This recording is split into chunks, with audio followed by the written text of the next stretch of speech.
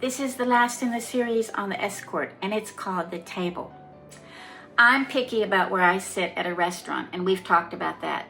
The table escort stands at the front of the restaurant. They call our name, and then we're guided to where we enjoy our dinner for the next couple of hours. And I love to be by a window.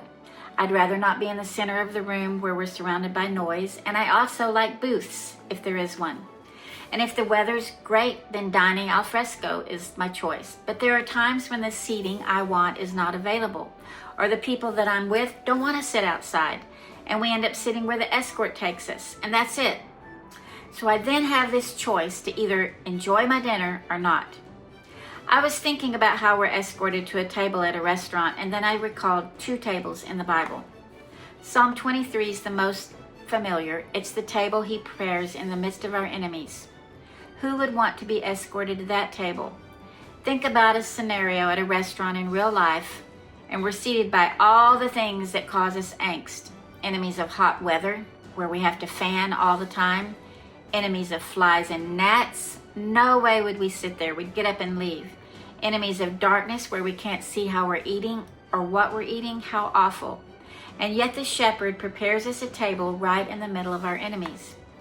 I had a friend who was an artist, and I asked her to paint that verse for me, and she painted darkness all around with snakes and things with scary eyes in the darkness, and then this illuminated table right in the middle full of food and plenty. It's a comforting art piece that I have had in my home since, and this artist has since passed. Somehow there's a safe place on this earth in the middle of all that ails us, and it's the table where we're seated with him. Gosh, do we have to walk through that dark forest to sit there? Maybe, but he's holding our hand, leading the way.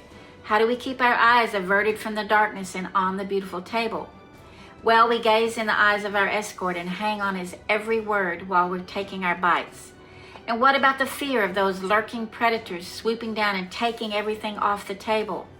The escort shoos them away and commands the table to stay illuminated where the predators cannot even light.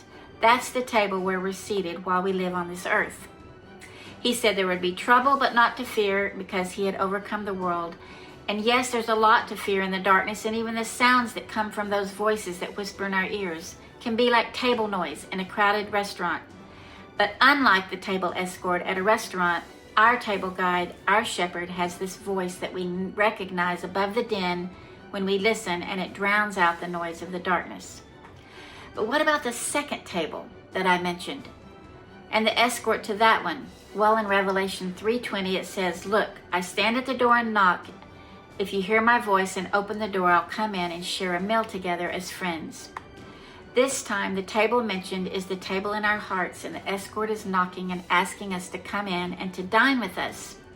We know that salvation comes to those that open their hearts and invite Jesus in.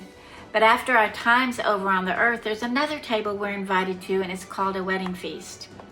So think about weddings here, when we're seated at the dinner table. If it's a formal wedding, there are name cards or table numbers or special seating so that when we RSVP, we're given a place and a plate. It's no different than feasting at the table after this life is over. There will be a time for the wedding feast, and our escort is the Lamb. The one we invited in when he knocked is now inviting us to the table. Not in the presence of our enemies this time, but after the enemies are destroyed and gone. In fact, those in attendance to the feast are called blessed. What a great contrast between the surroundings of this table to the table in Psalm 23. I can imagine that table full of goodness is the same, don't you? But here's the clincher. We can spend our entire lives on earth wooed by our escort to come sit and dine and be at peace and rest right in the middle of darkness, or we can refuse that seat and cause a ruckus and complain all of our lives about where we had to sit instead of where we wanted to sit. And life will come and pass us by, and then the wedding feast will occur.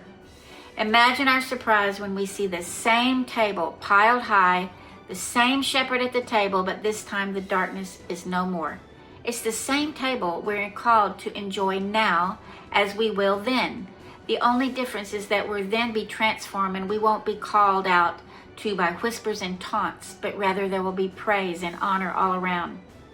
I was struck by this reality about the escort and the table. They're one and the same, and I can be picky and dissatisfied with where I'm escorted to sit and fail to see the provision, or I can enjoy life here and then, because the escort who sits with me at the table is the same God now and later. The same protector, the same provider, the same one that asks to knock, or knocks and asks to enter and dine with me daily. How fantastic! The table of all tables awaits us as the escort takes us by the hand now and from everlasting to everlasting.